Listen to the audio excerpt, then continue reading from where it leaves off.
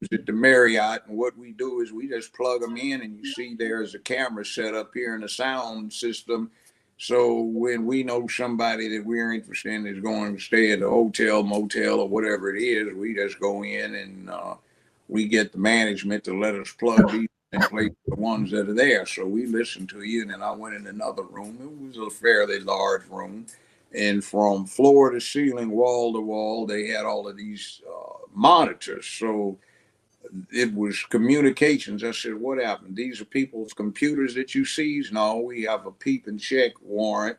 So what we've done is we've gone into the computers remotely of people that we're targeting. So now what we're doing is we're going through the computers of everyone that has been in touch with that person's computer, whether they contacted the person we were interested in or that person was interested, whether it was just a casual business email. So you're reading everybody's computer stuff, the entire contents of all of these people. Well, we have some assistants with the devices we have that will pick up stuff that gets flagged. We looked at some of it's funny, like this dude and his girlfriend, you know, they like to exchange pictures here. And you know, damn, describing what she likes to do. Damn, freak, ain't it? Jolly's off on that comment. I mean, this was 24 years ago, 2000. Yeah. So what are they doing now? And so by the way, back to Kwanzaa. Yeah, sure. Ron Karenga was working with some other people, Amamu Baraka. You might know him by another name.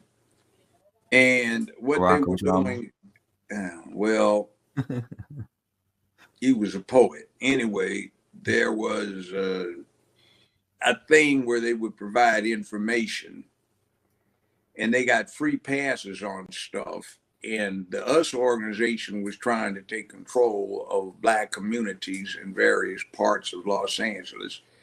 So they were cooperating with the police, and it turned up after that Bunchy Carter, John Huggins homicide, assassination out at UCLA at Campbell Hall. I was there. A witness wound up testifying in the homicide trial to a mess. They were found, there were 17 bodies on a ranch that they controlled out in Orange County. A farm, and 9 or 10 of the people were people that were acquaintances or friends of mine, and they kept getting free passes on everything. Now, Ron Karenga got sent to the California penal system penitentiary for torturing 3 women.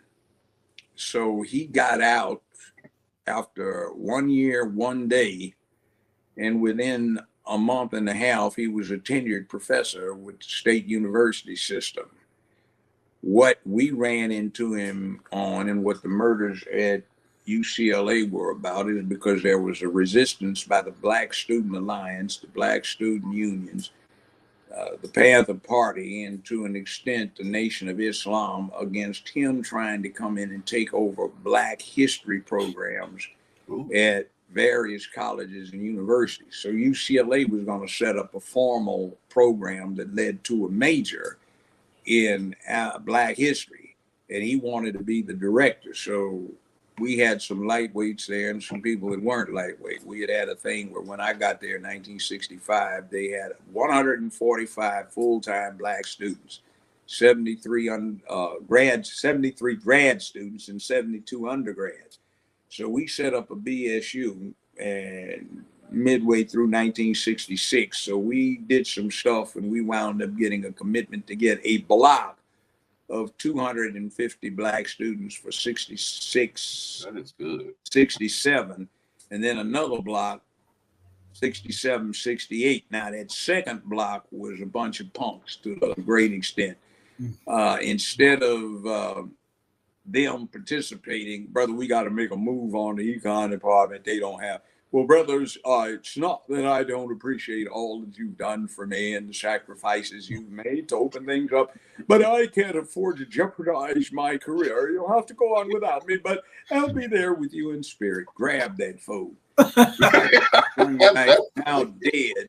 He had on some gray slacks. We grabbed him and we took him to this thing. LAPD was there, LA County Sheriff's Department, the Highway Patrol, the uni cops and all of that other stuff. He got so scared he pissed his pants. Two brothers on to him. Big wet stain down his left leg and a puddle of piss by his left foot. Dude said, damn. Oh, wow. He dropped it. He fell down in a puddle of his own piss. So when he recovered, he spread it off. And then after that, he was a consultant for several U.S. presidents on black militancy, punk. His daddy was a punk, mama was a witch, and his sister was a bitch. Them fighting words, Judge. Them fighting words. Them ain't fighting words. I'm being complimentary. Oh man, well, Judge, they almost got you. Yeah, I know. If you weren't in your office, yeah, they would have got you. I haven't even got to that. Okay. I'll wait. There's discourse in there. I was in there with Nathaniel Clark. I recruited him. He was a Panther. Also, Geronimo Platt. He was not at the meeting. We called him G. John Huggins and Bunchy Carter and Elaine Brown to UCLA. I was the student in charge of the student committee on black admissions, so special admissions. So Nathaniel Clark was in there. Elaine Brown was in there. I was in there. A lot of what they said went on in the meeting did not go on in the meeting. It was just a continuing hostility about the us folk trying to take over the Black History program. That, by the way, I helped draft. And Professor Crenshaw out there with a critical race theory has plagiarized and bastardized and trimmed down to a whine thing instead of a get angry. This is why you should get mad and be motivated to do something. We collaborated with the Brown Berets and the Native Americans and the Asians, and we got Campbell Hall, which they were going to demolish. So we made that the Minority Affairs building. And I had an office on the 3rd floor. So when John and Bunchy got shot, Elaine Brown and I and Nat had just left. Nat Clark, and we were walking in the staircase and we heard something we thought was gunfire up the staircase. We were getting ready to head up, and at the same time looked back down because the door was open. So John was standing and one of the us guys went behind him and shot him in the back twice. Bam, bam. Wow. And we could see somebody standing in front of Bunchy and shot him from the front twice. Bam, bam. Wow. The 4 of them, the 2 accessories and the 2 gunmen all ran out. John set up, was holding his back, pulled out this .357 and fired 6 shots and hit one of these guys running past us in the back one time, but it apparently didn't go through his scapula, so he had a sore shoulder, and they ran on out the front, and then John fell on back. So we got all the hardware out of the place. A lot of folk were armed. I know they weren't supposed to, but that's a misdemeanor, not in anybody's presence, and there's no warrant. I'm not IDing anybody. And Elaine got the stuff out of the building. I go up there, and there are 4 bullet holes in the back of my chair. So I run back down, and I'm on the way down. This cop snatches open the door, says, "Don't move." I said, "I ain't breathing, dude. Hey," and I skidded down. So they got me and every brother they could find on campus. And interestingly enough, we had a black vice chancellor named Young. And he was the acting chancellor because the regular chancellor was on a temporary sabbatical. So he was having a meeting in the chancellor's dining room with chancellors from various big European universities. So LAPD kicks in the door, rams a shotgun in his chest, puts him on the wall, frisk him, handcuffs him, and with the shotgun rammed in between his shoulder blades, they march him across campus in front of all the students back where we are, and they handcuff us to a chair, him included. I think they kept us in there about 4.5 hours until we convinced them we had to piss. So they started releasing us after they wanted to talk. So basically everybody was telling the same story. "Hey, officer, what happened, man? We were down here. This these us were orangutans, man. Like, it wasn't like we didn't know who it were or where they were. Some people even gave the police, if you wanted mama's address, this is where they live. I know where the other one, you know, yeah, tell them, you know, well, tell them. So they got 2 accessories, and they never did catch the gunman. And the interesting thing about the accessories, I think Johnny Cochran represented them along with a defense team. They got found guilty of 2nd-degree murder, all right? They sent the 2 of them to a penal camp, and they were twin brothers, the Ali brothers, all right? And they were there less than 48 hours, and they just walked off. We discovered that they had recalled the all points bulletin on them, APB, within 24 hours. So this is about 3 or 4 months after they had gotten sent up. And there's this guy named Ayuko Babu who runs the Pan-African Film Festival in LA, still does now.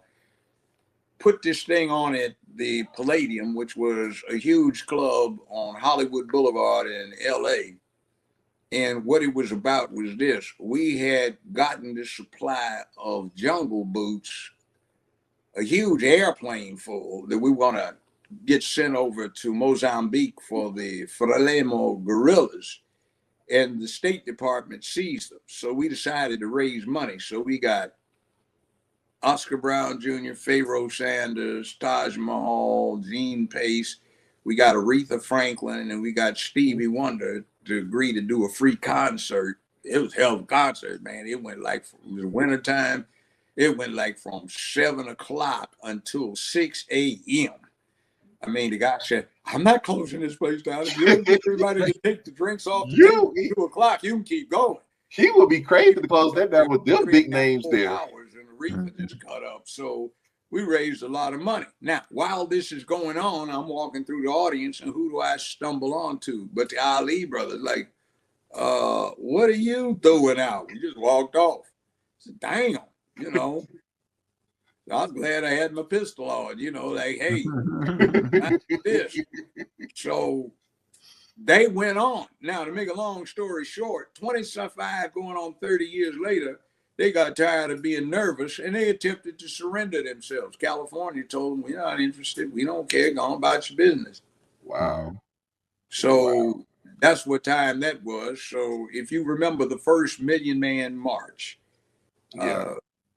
Minister Farrakhan was up there, and he said, now we're going to, in the spirit of reconciliation, we have Ron Karinga, the Maulana, as he's called by his followers. He's here. And now everybody control yourself. Don't get unruly. This is in the spirit of reconciliation. We're going to invite him to make a few remarks. See, everybody in LA knew the treason this fool was into and how he had double-crossed folk, set folk up. He got H. Rap Brown thrown in the penitentiary. I was one of H. Rap Brown's bodyguards for this particular week. And he was over in